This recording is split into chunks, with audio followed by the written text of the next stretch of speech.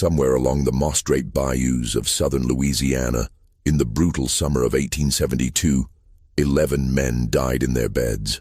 Not from yellow fever, not from consumption. Each one had his throat opened with surgical precision while he slept.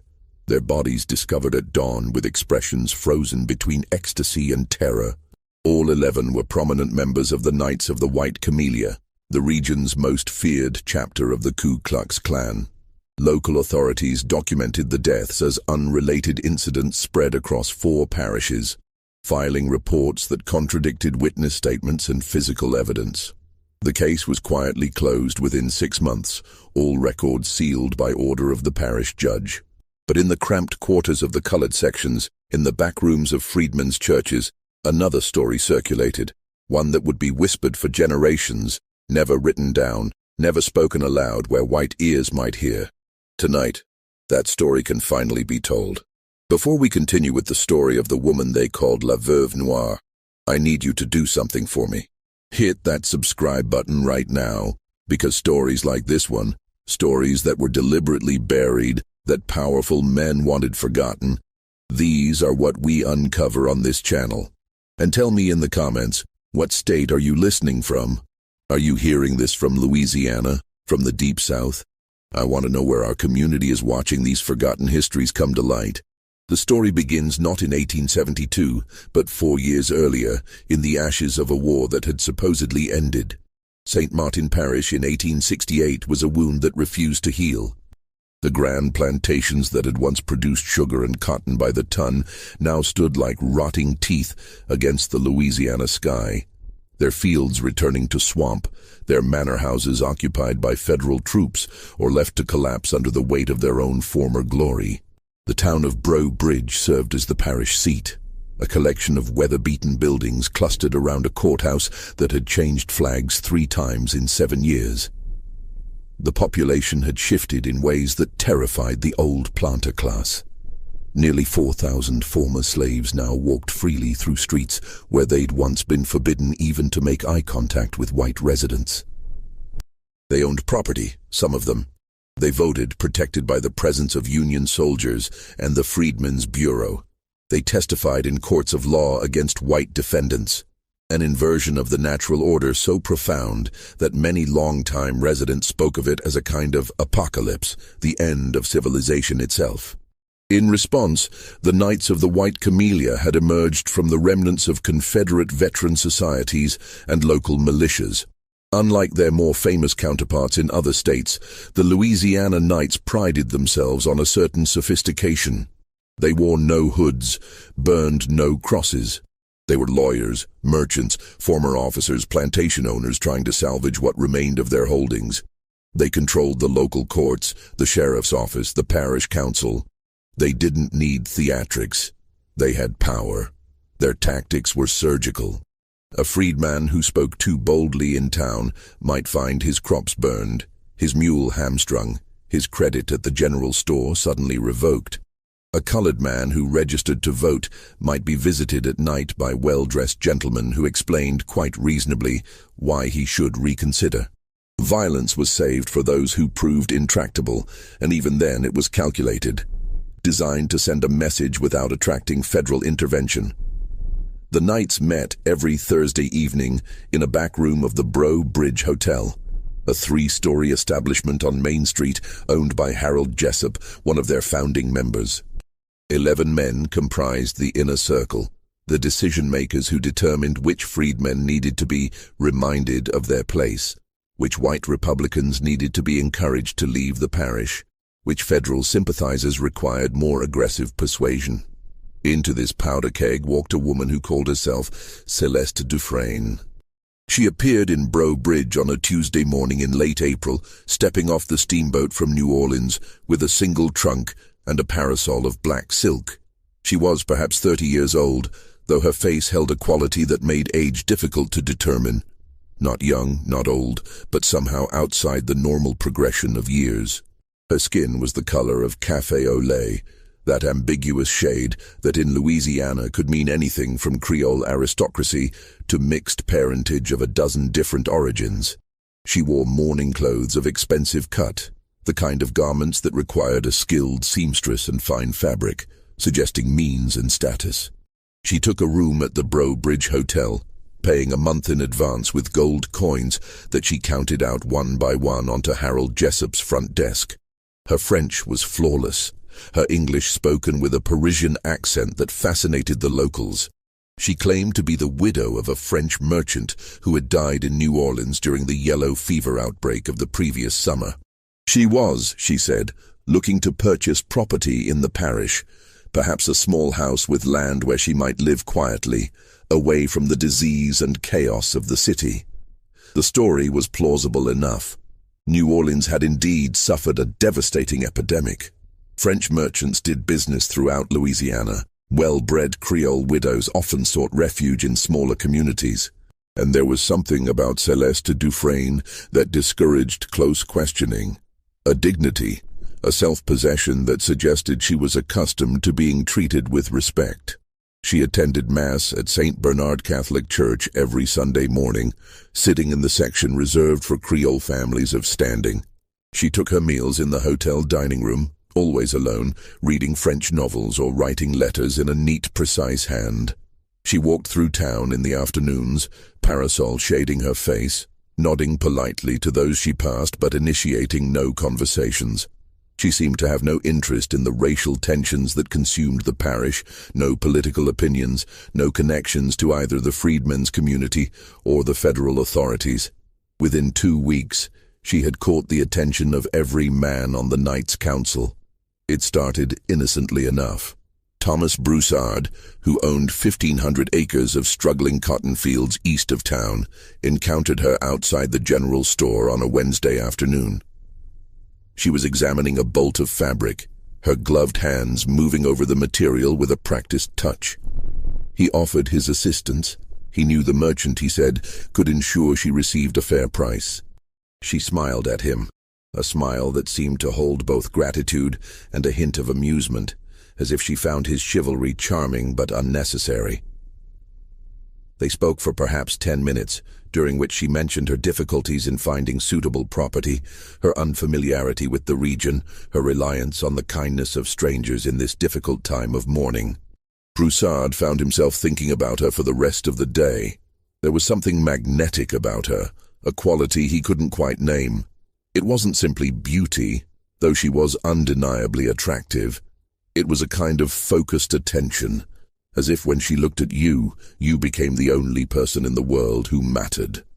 When she touched his arm lightly while thanking him for his help, he felt the contact like an electric current. He began finding reasons to be in the hotel lobby when she passed through. He offered to show her properties that might suit her needs. She accepted with a modesty that seemed to acknowledge both his generosity and her own vulnerable position as a woman alone. They rode out to several parcels over the following days, always properly chaperoned by the presence of others nearby, always concluding before sunset. Broussard told his wife these were potential business transactions, that he was helping a respectable widow as any Christian gentleman would. But he thought about Celeste constantly, the way candlelight caught the curve of her neck, the faint scent of lavender that clung to her clothes, the way her eyes met his sometimes with an expression that seemed to see through all his careful respectability to something raw and hungry beneath. The other knights noticed Broussard's distraction, and gradually several of them began their own acquaintance with Madame Dufresne. Antoine Leclerc, a lawyer who had defended several clan members in federal court, offered his legal services should she need assistance with property transfers. Dr. Raymond Hebert, who served as parish coroner, expressed concern about her health, the stress of widowhood, the changing climate, and suggested she might benefit from a consultation.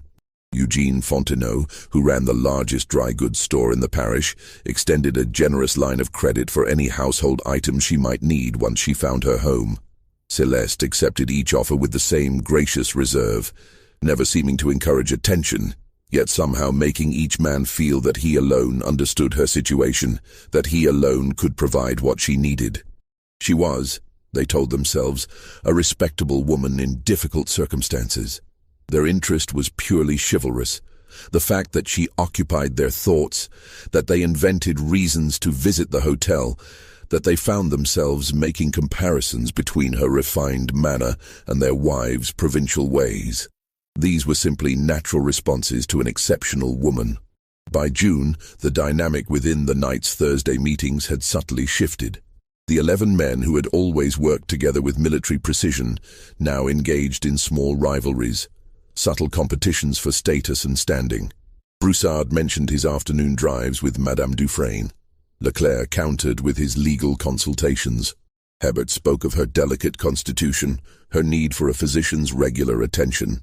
The others, Jessup the hotel owner, Marcus Thibodeau who controlled the parish newspaper, Judge Vincent Theriot who had authority over the local courts, Sheriff Claude Devereux, banker Philippe Rousseau, plantation owners William Duplantis and Charles Arsenault each found their own ways to establish connection with the fascinating widow. None of them noticed that Celeste had never actually purchased any property.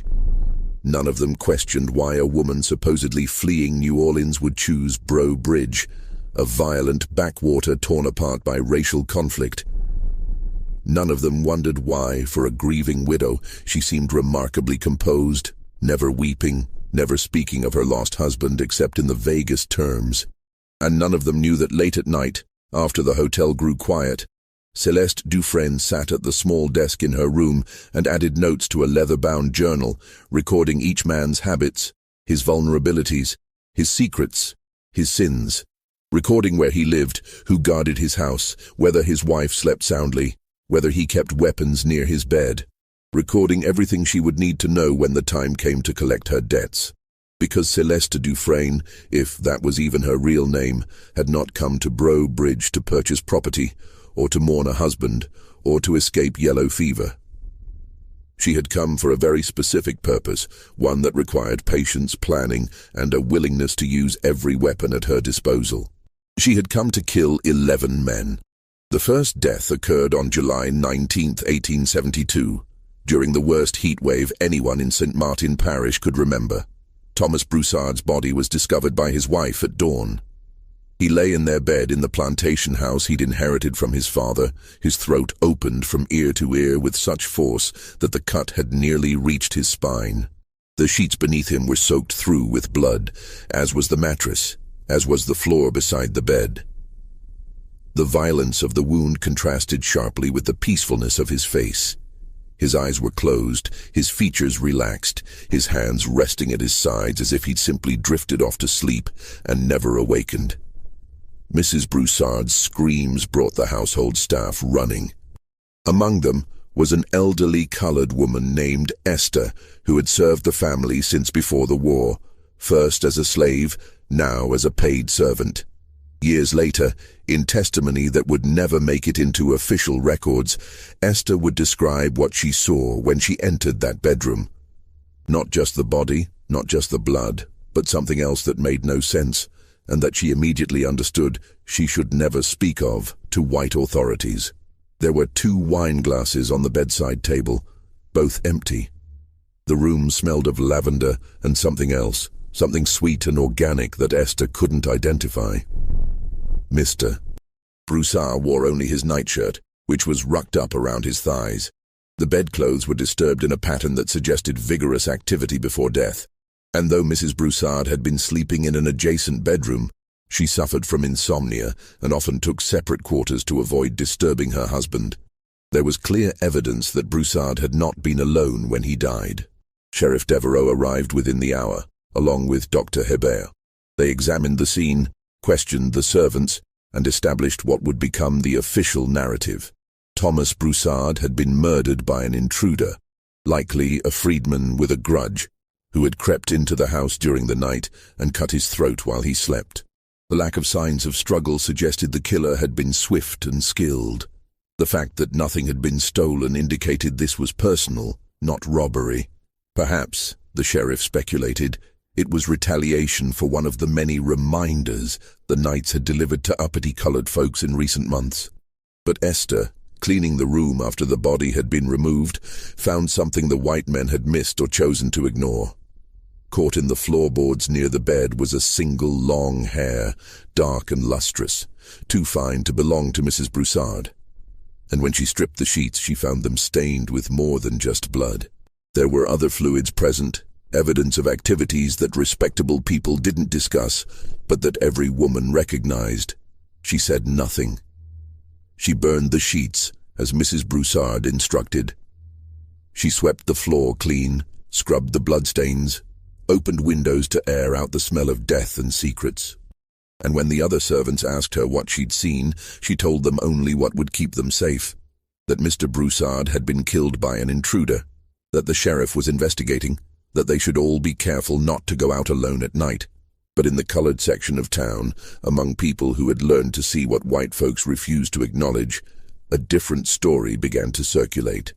Whispers about the woman who had recently arrived in town, the beautiful widow who had caught the attention of so many prominent men. About Thomas Broussard's frequent visits to the hotel, the way he'd looked at Madame Dufresne, the afternoons he'd spent showing her properties that he never seemed to mention to his wife. About how convenient it was that a man known for his cruelty to freedmen, a man who had personally overseen the whipping of 3 colored men the previous month for the crime of trying to vote, had been found with his throat cut just days after he'd been seen dining privately with the mysterious Creole widow. The funeral took place on a Saturday, the entire town turning out to pay respects. The knights attended in a body, standing together near the grave, their faces grim. They were not fools, these men. They recognized that the murder of one of their own was a message, a declaration of war. They assumed it came from the freedmen's community or from federal sympathizers. They discussed in low voices how to respond, what measures to take, which colored leaders needed to be made examples of. None of them noticed that Celeste Dufresne attended the funeral as well, standing at a respectful distance, veiled in black, her head bowed in apparent prayer. None of them saw the small, satisfied smile that curved her lips when she thought no one was watching. And none of them guessed that in exactly 3 weeks, there would be another funeral. Antoine Leclerc died on August 9th, in circumstances eerily similar to Broussard's death. He was found in his bachelor quarters above his law office, throat cut, face peaceful, evidence of female company shortly before death. This time the investigating authorities, what remained of them, given that the sheriff and coroner were themselves knights, could not maintain the fiction of a random intruder. 2 knights, dead in identical fashion within a month, suggested a pattern, a targeted campaign. The whispers in the colored community grew louder. La Veuve Noire, they called her now, the Black Widow. The woman who seduced powerful white men and left them dead in their beds. Some spoke of her with fear, worried that she would bring reprisals down on the entire freedmen's population. Others spoke with a grim satisfaction, a sense that justice, denied through official channels, was being delivered through other means.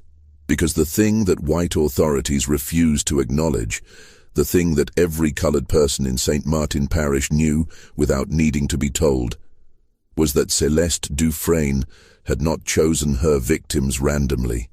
Every man she seduced, every man she killed had blood on his hands, real blood, not metaphorical, real. Each of them had personally participated in violence against freedmen and their families. Thomas Broussard had overseen multiple whippings and had burned the cabin of a freedman who'd filed a complaint with the Freedmen's Bureau. Antoine Leclerc had defended Klan members in court by intimidating colored witnesses, threatening their families, ensuring that justice was never served. The pattern would continue with each subsequent victim, though white authorities would never make these connections, would never ask why these specific men were targeted. On August 12th, the remaining 9 knights held an emergency meeting in the hotel's back room. The Thursday night gatherings were no longer sufficient. The situation demanded immediate action. They needed to identify the killer. They needed to protect themselves. They needed to restore order before panic spread through the white community. It was Judge Theriot who first voiced what several of them had been thinking, but hadn't dared to say aloud. "Gentlemen," he said, his voice heavy with reluctance, "we must consider the possibility that the killer is someone we know. Someone who has access to these men's homes. someone they trusted enough to let down their guard. The room fell silent. They all understood the implication. Broussard and Leclerc had been killed in their own beds, apparently without struggle, apparently after intimate activities. The killer had to be someone they would admit to their private quarters, someone whose presence wouldn't alarm them. A woman, Dr. Hebert said quietly. It would have to be a woman. They looked at each other with growing horror as the pieces fell into place. A beautiful woman, recently arrived in town. A woman who had, one way or another, attracted the attention of every man in the room. A woman whose background, now that they thought about it carefully, was strangely vague, supported only by her own testimony and the general plausibility of her story. Madame Dufresne, Sheriff Devereaux said. Mother of God. It's Madame Dufresne. But even as they reached this conclusion, even as they began to discuss how to investigate her, how to prove her guilt, how to arrest her without causing a scandal, they faced a terrible problem. Each of them had spent time alone with her. Each of them had, in ways they hadn't admitted even to themselves, been seduced by her. Each of them had secrets they didn't want exposed. Visits to her hotel room, gifts they'd given her, promises they'd made. To investigate her would be to investigate themselves, to invite scrutiny they couldn't afford. And beneath their fear and anger ran another current, one that none of them would acknowledge: fascination. Because even now, even knowing what she might be, what she might have done, several of them couldn't stop thinking about her, couldn't stop remembering the way she'd looked at them, touched them, made them feel like men of power and importance, rather than bitter remnants of a dying world. Before we go further into this dark tale, I need you to understand something. This story gets deeper, more twisted than anything you've heard before. If you're feeling that chill down your spine, if you're asking yourself how far this went, you need to hit that like button right now. Drop a comment with your theory about what happens next. And if you haven't subscribed yet, do it now, because we're about to reveal how this game of death played out, and you won't want to miss a single detail. Let's continue. The investigation into Celeste Dufresne began with careful discretion.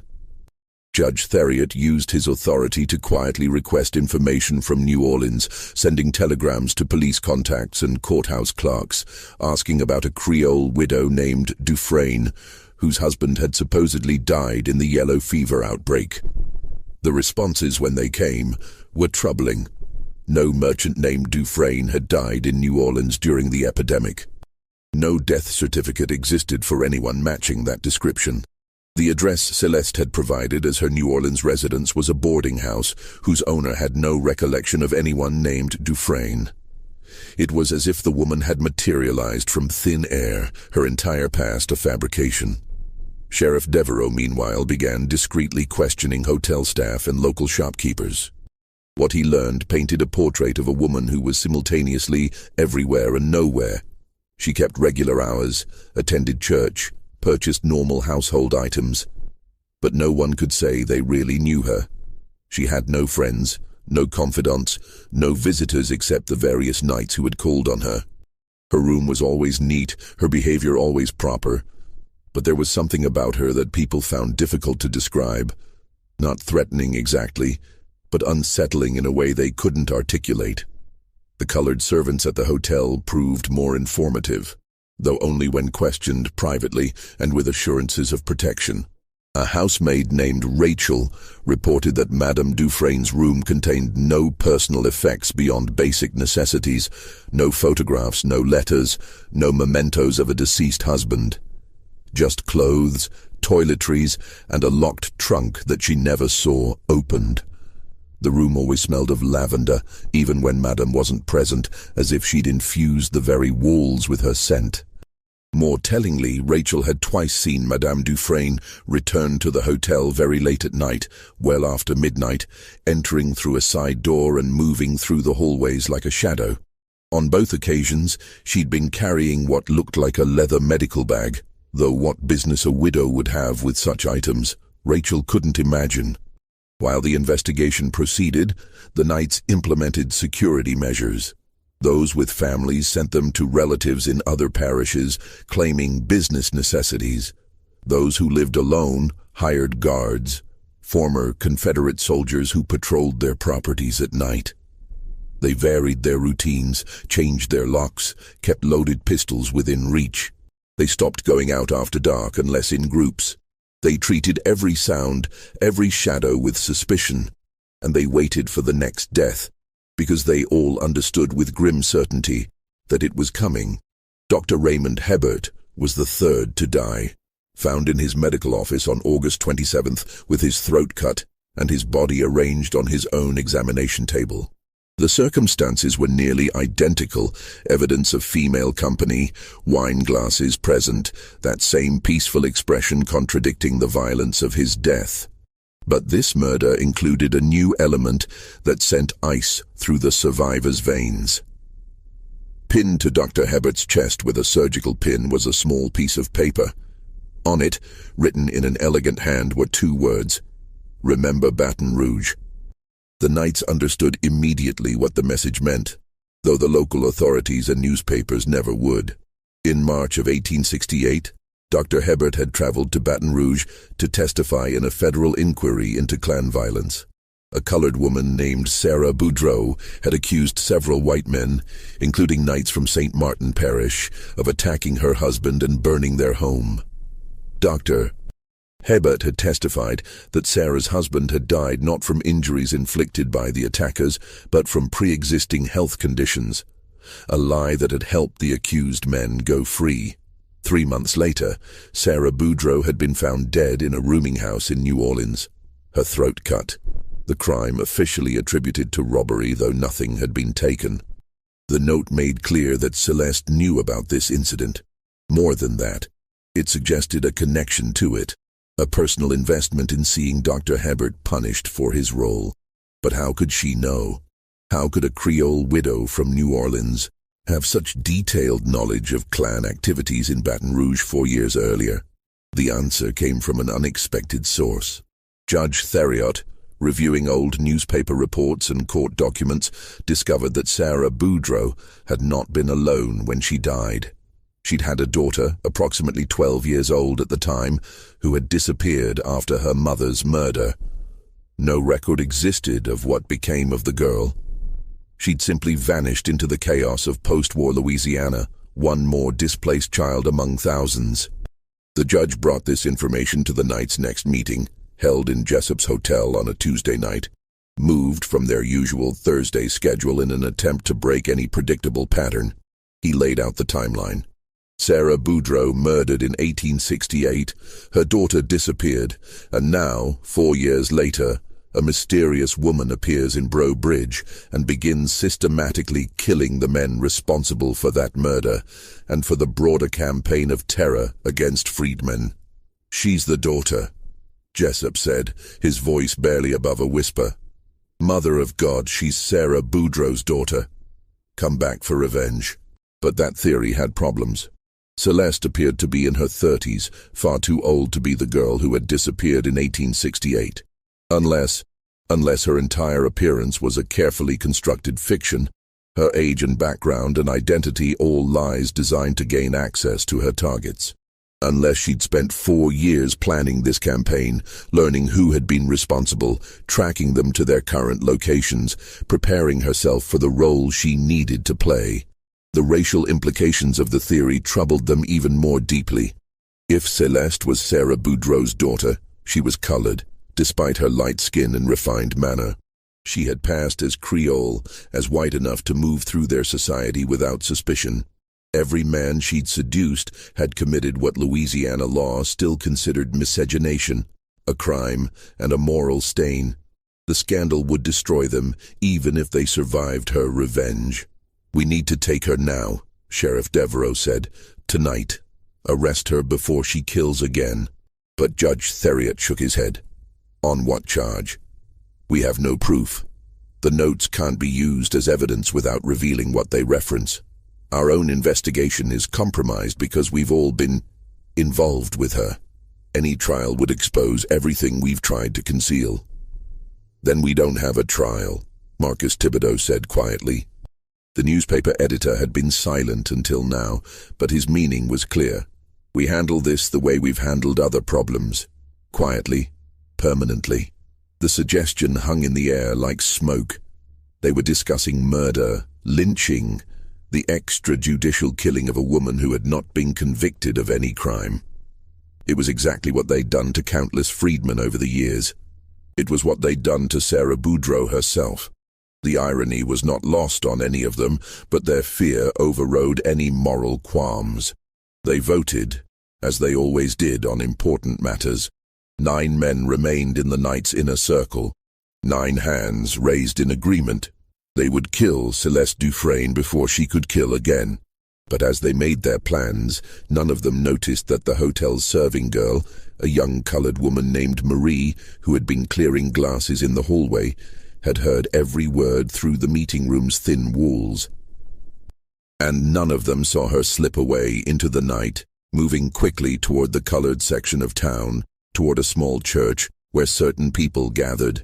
People who had learned long ago that their survival depended on knowing what white folks planned before those plans could be enacted. By dawn, everyone in the freedmen's community knew that the Knights intended to murder La Veuve Noire. And through channels that white authorities had never understood and never would, a message was passed to the hotel, to room 7, where a widow in mourning clothes sat at a small desk, adding notes to her leather journal. Celeste read the message, a single line scrawled on brown paper, and smiled. She had expected this. In fact, she had counted on it. Because the thing about rage, about the desire for revenge, was that it made people predictable.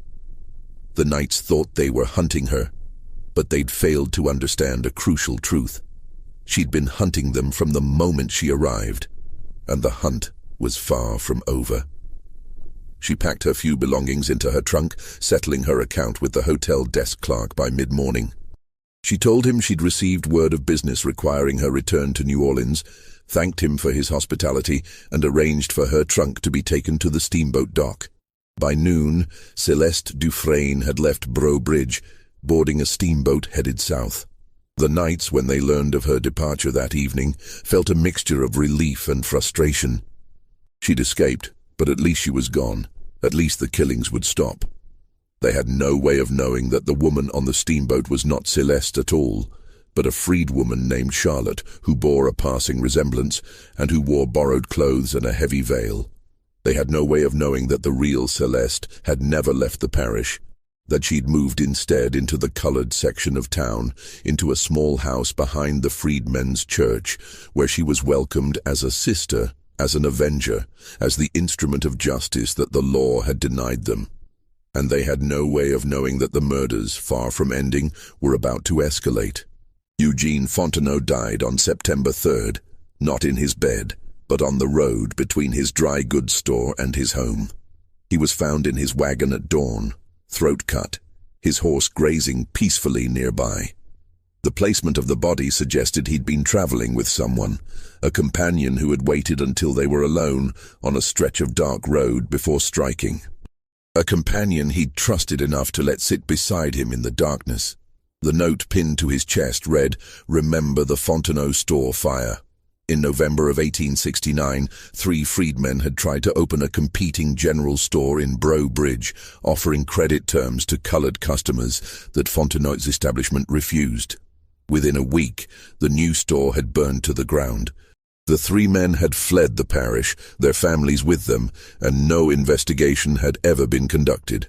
Everyone knew who had ordered the fire. Now everyone knew the price of that knowledge. Philippe Rousseau, the banker, was next. He died in his own bank on September 15th, discovered when the clerks arrived in the morning. He'd been killed at his desk, apparently while working late on accounts. His throat had been cut with such force that blood had spattered across the ledgers he'd been reviewing. The note referenced a loan he'd foreclosed in 1870, driving a freedman farmer into destitution and homelessness, a foreclosure that violated the bank's own policies, but that had been approved because the debtor was colored. 5 men dead in 2 months.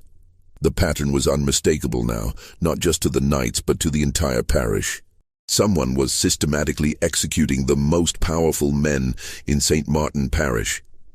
Men who had thought themselves untouchable, protected by their positions and their brotherhood. And somehow, despite all their precautions, despite the guards and the locked doors and the loaded weapons, the killer kept finding ways to reach them. The federal authorities, who had largely stayed out of local affairs since the early days of Reconstruction, now took notice. A U.S. Marshal arrived from Baton Rouge with instructions to investigate the murders and determine whether they constituted an attack on civilian government that required military intervention. The Marshal, a severe man named Holbrook, who had fought for the Union and had little sympathy for former Confederates, began his inquiry by questioning the surviving Knights. What he found troubled him in ways he hadn't expected. The victims were all members of the same organization. All had participated in documented violence against freedmen. All had been killed in a manner suggesting intimate access and personal revenge. The notes left on the bodies referenced specific crimes that federal investigators had tried and failed to prosecute due to intimidated witnesses and corrupt local courts. Marshal Holbrook interviewed dozens of people, white and colored, men and women, local residents and recent arrivals. He examined crime scenes, reviewed coroner's reports, studied the pattern of attacks. And gradually, he pieced together the story of Celeste Dufresne, the mysterious widow who had seduced and killed at least 3 of the victims, possibly all 5. But when he tried to locate her, he discovered she'd vanished. The Steamboat Manifest showed a veiled woman matching her description had departed for New Orleans, but authorities there had no record of her arrival. She'd simply disappeared, as if she'd never existed at all. Then Holbrook did something unusual. He began interviewing members of the freedmen's community, not as suspects but as potential witnesses. He spoke to church elders, to women who ran boarding houses, to men who worked as laborers and craftsmen. He made it clear that he was interested in justice, not in protecting white criminals, and gradually people began to talk. They told him about La Veuve Noire, the Black Widow, though none of them claimed to have seen her personally. They told him about the notes that had circulated through the community, messages from someone who knew things that only a freed person would know, someone who understood the specific crimes committed by each victim. They told him about the daughter of Sarah Boudreau, though no one could say with certainty where she was or what she looked like now. And one elderly man, a freedman named Isaiah, who had worked as a carpenter before the war and who now served as a deacon in the church, told him something that changed the Marshal's understanding of the case entirely. "You're looking for one woman," Isaiah said. "One killer. But that ain't how it works. You think one person could move through this parish, killing white men and not be caught? You think one woman could know all the things that needed knowing, be in all the places she needed to be, without help?" Holbrook leaned forward. "What are you saying?" "I'm saying," Isaiah replied carefully, "that justice is a heavy burden. Too heavy for one person to carry alone. I'm saying that when the law fails people, they find other ways, other means. And I'm saying that maybe you should stop looking for a single killer and start asking yourself why no one, not one colored person in this entire parish, has given you any information that would help catch her. Why we all seem to have gone blind and deaf when it comes to La Veuve Noire. It was the closest anyone would come to admitting the truth, that the freedmen's community was protecting the killer, or killers, because they viewed the murders not as crimes but as justice delayed. That whatever was happening to the Knights was seen as righteous, necessary, and long overdue. Marshal Holbrook faced an impossible situation. He could arrest freedmen on suspicion of conspiracy, but that would require military force and would likely trigger the kind of racial violence he'd been sent to prevent. He could pressure the local courts to prosecute, but those courts were controlled by the very men being targeted. Men who had no moral authority and no credibility with the colored population. He could call in federal troops and impose martial law, but that would be admitting that civilian government in Louisiana had completely broken down. Instead, he did something that would haunt him for the rest of his career. He filed a report stating that the murders appeared to be the work of a transient criminal, possibly a woman calling herself Celeste Dufresne, who had since fled the jurisdiction and was now subject to a federal warrant. He recommended that the remaining knights take appropriate precautions, but stated that without witnesses or physical evidence, further investigation was unlikely to yield results. Then he returned to Baton Rouge, leaving the parish to its own devices. The surviving knights, Jessup, Thibodeau, Judge Theriot, Sheriff Devereaux, Duplantis, and Arsenault, understood that they'd been abandoned by federal authority. They were on their own, facing an enemy they couldn't identify or locate, protected only by their own resources and diminishing courage. They turned their homes into fortresses. They hired more guards, bought more weapons, stopped going out unless absolutely necessary. They moved in groups, never alone, never vulnerable. They reviewed their pasts, trying to determine which of their many crimes might have made them targets, which victim might have surviving family seeking revenge. And they waited for the next death, which came sooner than they expected. Just when we thought we'd seen it all, the horror in St. Martin Parish intensifies. If this story is giving you chills, share this video with a friend who loves dark mysteries, hit that like button to support our content, and don't forget to subscribe to never miss stories like this. Let's discover together what happens next. William Duplantis died on October 1st, during the day, in the supposed safety of his plantation home. He'd been alone in his study, reviewing accounts, while 3 armed guards patrolled the grounds outside. His throat was cut while he sat at his desk, his killer escaping through a window that had been unlatched from the inside, suggesting someone had prepared the exit in advance. The note on his body referenced the Christmas massacre of 1868, when Duplantis had led a night raid on a freedmen's settlement, burning homes and killing 5 men who had organized a voter registration drive. The federal investigators at the time had been unable to prove Duplantis's involvement despite multiple witnesses, because those witnesses had subsequently retracted their statements after receiving visits from masked men. Charles Arsenault followed 2 weeks later, killed in the warehouse where he stored his cotton. He'd gone there with Sheriff Devereaux and 2 deputies to inspect a reported break-in. Somehow, in the confusion of searching the dark building, Arsenault became separated from the group. They found him minutes later, throat cut, life bleeding out onto the cotton bales he'd accumulated through the labor of men he'd refused to pay fair wages. His note read, "Remember the theft you called business. 7 dead, 4 survivors."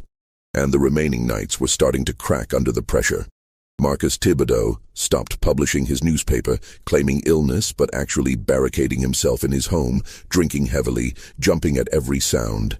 Judge Theriot moved his family out of the parish entirely and began conducting his business from Baton Rouge, returning to Breaux Bridge only for court sessions and never staying overnight. Harold Jessup closed his hotel, unable to maintain operations when no travelers would risk staying in a building where multiple murders had originated. Sheriff Devereaux was the only one who maintained his routine, though he now traveled with 4 armed deputies at all times and slept in the parish jail rather than his own home. As the nominal head of law enforcement, he felt obligated to maintain some semblance of order, even as he privately acknowledged that he was powerless to stop the killings. It was Devereaux who noticed the pattern that everyone else had missed. He'd been reviewing the dates of the murders, marking them on a calendar, when he realized they weren't random. Each death had occurred exactly 2 weeks after the previous one, a rigid schedule that suggested planning and control rather than opportunistic killing. If the pattern held, the next death would occur on October 29th. He brought this observation to what remained of the Knights' leadership, just himself, Jessup, Thibodeau, and Judge Theriot. They met in the jail, in a cell with bars on the windows and guards at the door, the only place they felt marginally safe. "She's playing with us," Jessup said, his voice rough from whiskey and sleepless nights. "She wants us to know when it's coming. She's trying to drive us mad with waiting." "Then we use it," Devereaux replied. "We know the date. We prepare. All 4 of us stay together in a secure location with armed guards. We make ourselves impossible targets. We break the pattern. They agreed on a plan. On October 28th, they would gather in the parish courthouse, which was built like a fortress with thick walls and limited entry points. They would bring provisions for several days and enough armed men to secure the perimeter. They would wait out the deadline together, and once November arrived without another death, the killer's psychological advantage would be broken. It seemed like a reasonable plan, a way to finally regain some control. They didn't realize they were playing exactly into the killer's hands. Because while the knights planned their defense, another plan was unfolding in the freedmen's community. Women gathered in the church, ostensibly for prayer meetings. Men assembled tools and materials, ostensibly for repairs to various buildings. Young people came and went, carrying messages, moving supplies, creating a network of communication that was invisible to white authorities. And in the small house behind the church, Celeste, if that was still the name she used, met with a group of people who had been helping her from the beginning. There was Marie, the hotel serving girl who had overheard the knights' plans and passed them along. There was Charlotte, the woman who had impersonated Celeste on the steamboat. There was Isaiah the deacon, who had misdirected Marshal Holbrook's investigation. And there were others, men and women who had lost family to the knights' violence, who carried their own scars and grief, who had waited years for this moment.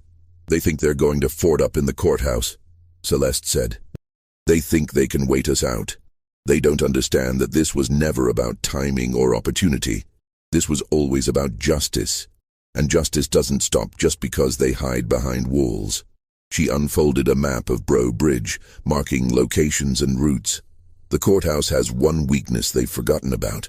When they renovated it in 1867, they added a coal chute for the heating system. It runs from the basement to the street, covered by a grate that can be opened from outside. It's barely wide enough for a person, but it's enough. And once you're inside? Isaiah asked. Then I do what I've been doing all along. I remind them that there are some crimes that law can't touch, some debts that can only be paid in blood. And I make sure that the last 4 understand before they die exactly why this is happening, exactly whose daughter I am. The meeting continued late into the night, refining details, assigning roles, preparing for what would be the final act of a performance that had been 4 years in the making. Celeste had changed since arriving in Bro Bridge. The polished persona of Madame Dufresne had fallen away, revealing someone harder, colder, shaped by grief and rage into an instrument of vengeance. But she had also changed in ways she hadn't expected, formed bonds with people who had protected her, inspired something in the community that went beyond simple revenge. She had become a symbol, La Veuve Noire, the Black Widow who struck at the heart of the power structure that had oppressed them for generations. Whether she survived what was coming or not, whether she was caught or escaped or died in the attempt, she had already accomplished something profound. She had shown that the knights were not invincible, that justice could find them even when the law couldn't reach them, that there were prices to be paid for cruelty even in a world built to protect the cruel. On October 28th, the 4 surviving knights assembled at the parish courthouse with 8 armed guards. They brought food, water, weapons, and lanterns. They secured every entrance, checking windows and doors, posting men at strategic points. Judge Theriot examined the building's structure, noting the thick walls and limited access. Sheriff Devereaux deployed his deputies in a perimeter around the building. "We're as safe here as we'll ever be," he announced. "Now we wait." Night fell over Bro Bridge, bringing with it the oppressive heat and humidity of a Louisiana October. The courthouse sat on a small hill in the center of town, its windows glowing with lamplight, shadows of armed men visible behind the glass. The town around it seemed unusually quiet, as if the residents had all decided to stay indoors, to wait out whatever was going to happen without bearing witness. In the colored section, people gathered in small groups, talking in low voices, praying and singing hymns that drifted through the still air. They were preparing for something, though white folks who heard the sounds couldn't say exactly what. It felt like the night before a storm, when the air grows thick and the sky takes on a greenish cast and every animal knows to find shelter. At midnight, Celeste emerged from the house behind the church. She wore dark clothes now, practical garments that allowed free movement, nothing like the elegant dresses of Madame Dufresne. She carried a small bag containing the tools she would need. Her hair was pulled back severely, her face set in an expression of determination that made her look both younger and older than her years. A woman who had lost her childhood to violence and had spent her adulthood preparing to answer it. Isaiah walked with her part way, along with 3 other men who served as lookouts. They moved through back alleys and yards, staying away from main streets, using the routes that colored folks had learned over years of avoiding white attention. When they reached the edge of the town square, Isaiah gripped her arm.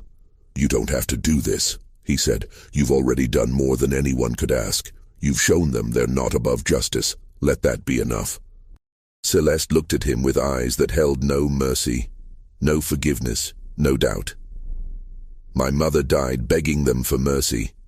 Did they show her any? Did they consider whether revenge against her was enough?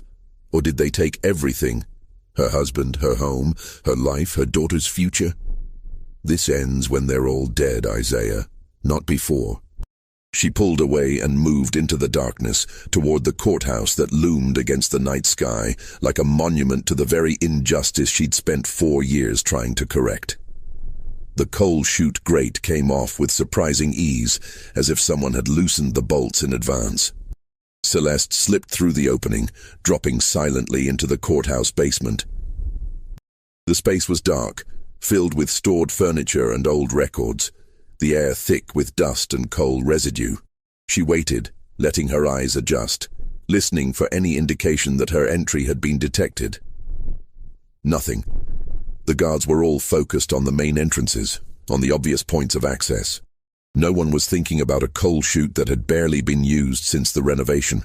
She moved through the basement with practiced silence, finding the stairs that led to the first floor. This was the dangerous part. The courthouse layout offered few places to hide, and the guards were alert, armed, expecting trouble. But Celeste had advantages they didn't anticipate. She knew, from conversations with Marie and others who cleaned the building, exactly where every squeak in the floorboards was, which hallways offered the deepest shadows, where the guards would be positioned based on standard security protocol. More importantly, she knew that the knights would be together, probably in the main courtroom or Judge Theriot's chambers, staying in a group for mutual protection. They would have guards at the doors but likely wouldn't expect an attack from inside the building. They thought the threat would come from outside, from a mob of angry freedmen or a direct assault. They weren't prepared for someone already within their fortress. She reached the first floor and paused, hearing voices from down the hallway. Men talking, nervous laughter, the false bravado of people trying to convince themselves they're safe. The sound led her toward the courtroom, where lamplight spilled under the closed doors. Celeste checked her bag, confirming that everything she needed was still there. The knife, sharp enough to cut through leather with a single stroke. The 4 notes, already written, each referencing a specific crime. The small bottle of chloroform and cloth in case she needed to silence someone quietly. And the photograph, creased and faded, that she'd carried for 4 years, the only image she had of her mother, taken by a traveling photographer in 1866, when things had still been hopeful, when freedom had seemed like the beginning of a better world rather than the opening chapter of a new kind of hell. She looked at the photograph in the dim light filtering through the hallway windows. Her mother smiled at the camera, young and beautiful and full of determination. Sarah Boudreau had believed in justice, in the law, in the idea that the United States government would protect its newly freed citizens. She had testified against her attackers, trusting that the system would work. And the system had killed her for that trust. Celeste folded the photograph carefully and returned it to the bag. Then she approached the courtroom doors, her knife ready, her heart steady despite the knowledge that what she was about to do would likely result in her own death. She had accepted that possibility years ago. This was never about survival. This was about balance, about making sure that evil didn't go unanswered, about ensuring that her mother's murder had consequences. She reached for the door handle and found it locked from the inside. She'd expected this. She moved to a nearby window, using her knife to quietly work the latch free. The window opened with a faint creak that seemed thunderous in the silent building, but apparently didn't carry to the courtroom.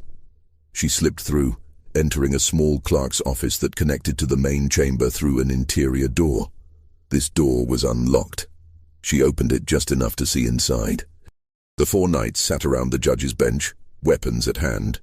3 of the guards positioned near the main doors, while the others presumably patrolled outside. Jessup was drinking from a silver flask. Thibodeau kept wiping sweat from his face despite the cool night air. Judge Theriot reviewed documents as if he could focus on normal business. Sheriff Devereaux stood near the window, looking out at the dark town. "How much longer?" Jessup asked. His voice slurred. 5 hours until dawn," Devereaux replied. "Then we're past the deadline. Then we know she can't keep her schedule. Unless she's already in the building," Thibodeau said, and the others looked at him with irritation born of fear. "I'm serious. What if she got in somehow? What if she's waiting for us to let our guard down?" "The building is secure," Judge Theriot said firmly. "We checked every entrance, every window. There's no way in except through the doors, and they're all guarded. We're safe here. We just need to maintain our discipline until morning." Celeste almost laughed at the irony. They'd checked every entrance except the one they'd forgotten existed, the one that servants and colored laborers used, the one that was beneath their notice. It was the perfect metaphor for their entire worldview. They saw only what they expected to see, only what fit their understanding of how the world worked. The possibility that justice might come from below, through the forgotten channels and invisible people they'd spent their lives ignoring, simply hadn't occurred to them. She waited, patient as death itself, watching their routines, noting when the guards changed positions, when attention flagged, when someone turned their back. She noted that Jessup's drinking was making him careless, that Thibodeau's fear made him jumpy, but also predictable, that the judge's attempt at normalcy meant he was focused on his papers rather than his surroundings, that the sheriff's vigilance was directed outward rather than inward. At 2 in the morning, when exhaustion was beginning to overcome adrenaline, when the guard's attention had settled into routine watchfulness, Celeste made her move. She stepped into the courtroom through the clerk's office door, closing it silently behind her, and in the moment before anyone noticed her presence, she assessed her options with the cold calculation of someone who had planned for exactly this scenario. "Good evening, gentlemen," she said quietly. 4 heads snapped toward her. The guards at the doors turned, raising their weapons. For a moment, everyone simply stared, as if they couldn't quite believe what they were seeing. "Madame Dufresne," Sheriff Devereaux said finally. "Or should I call you something else?" "My name," Celeste said, "is Josephine Boudreau. I am the daughter of Sarah and Marcus Boudreau, who you murdered in 1868. I have come to collect the debt you owe my family." She said it calmly, without rage or drama, simply stating a fact. And in that moment, the remaining knights understood that they had profoundly underestimated this woman. She wasn't hysterical or mad. She was purposeful, methodical, completely in control.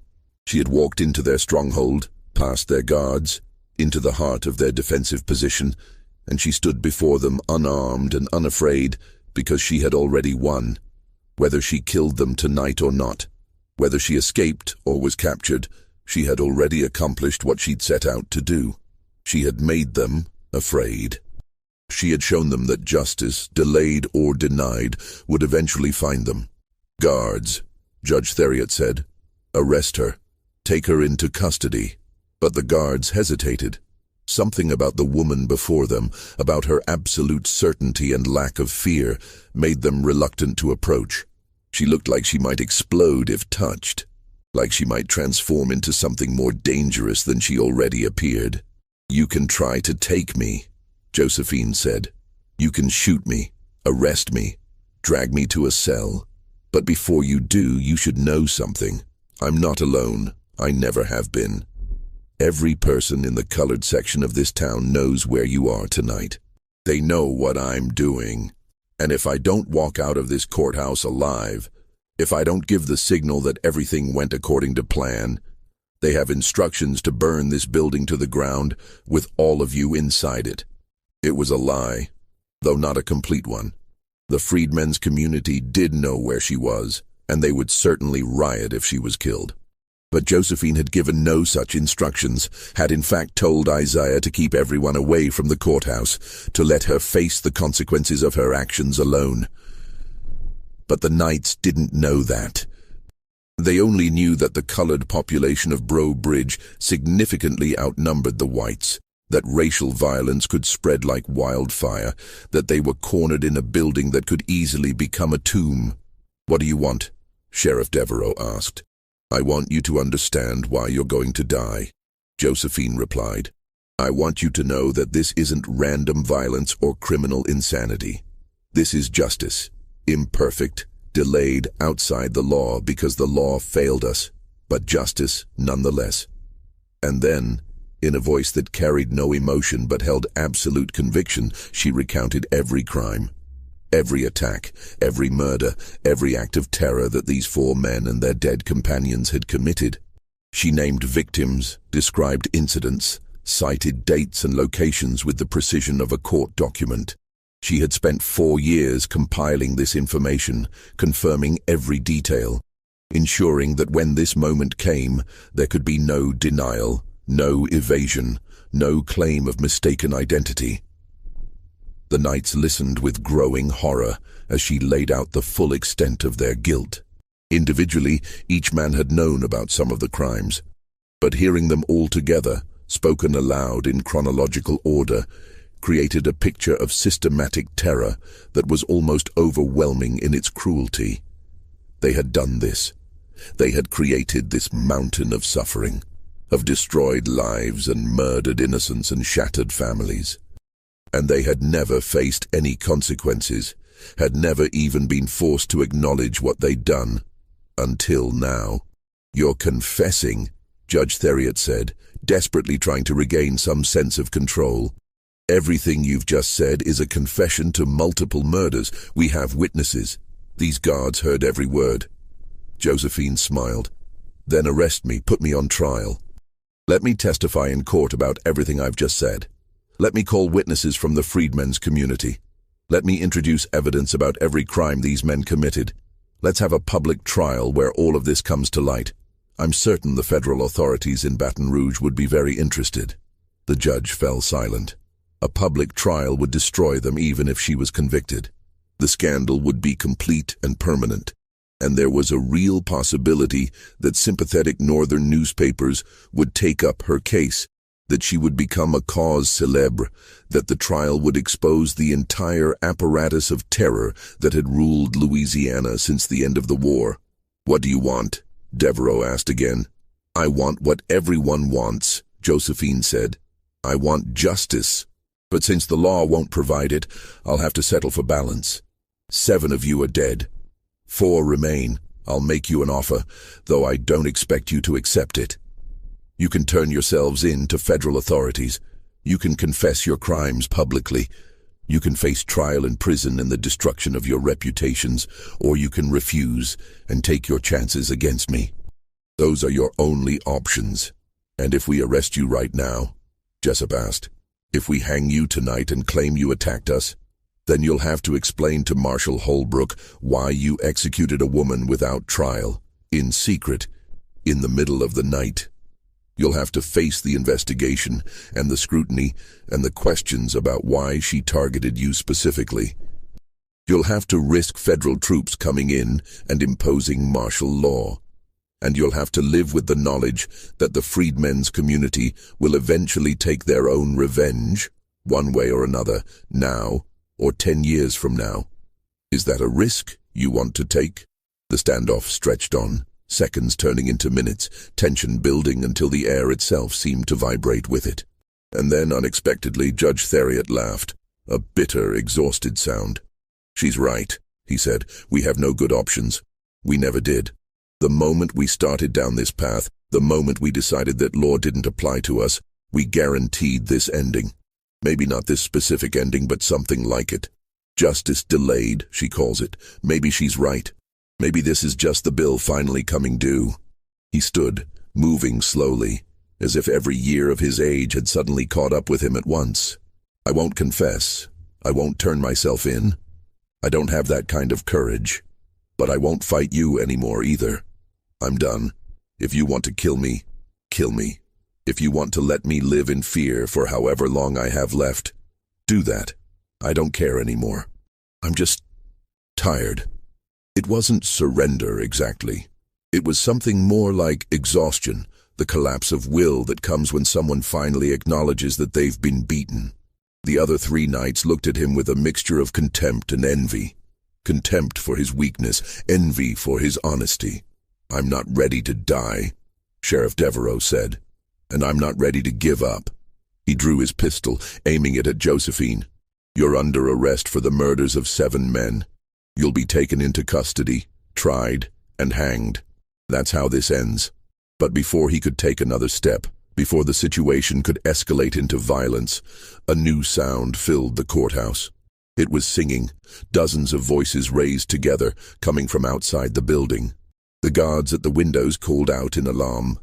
A crowd had gathered in the square, freedmen and freedwomen from throughout the parish, holding torches and lanterns, singing hymns that had sustained them through slavery and war and the bitter years of Reconstruction. They hadn't come to attack.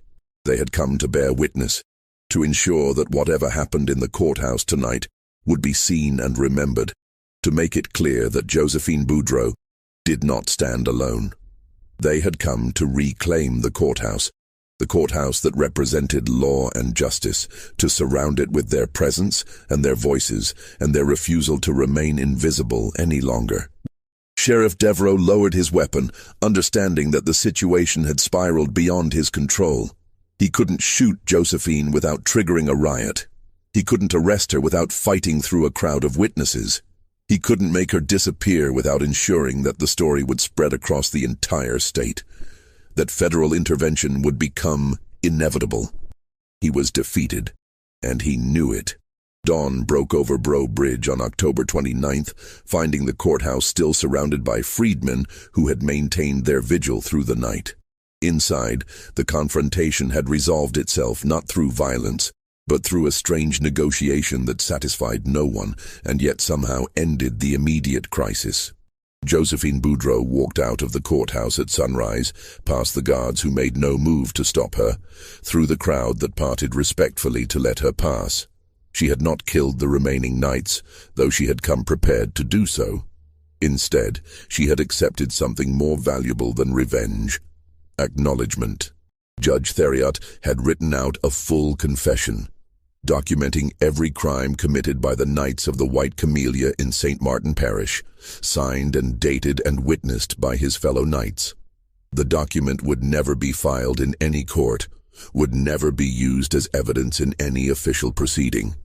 But it existed, held by trustees in the freedmen's community, a sword held perpetually over the heads of the men who had created so much suffering.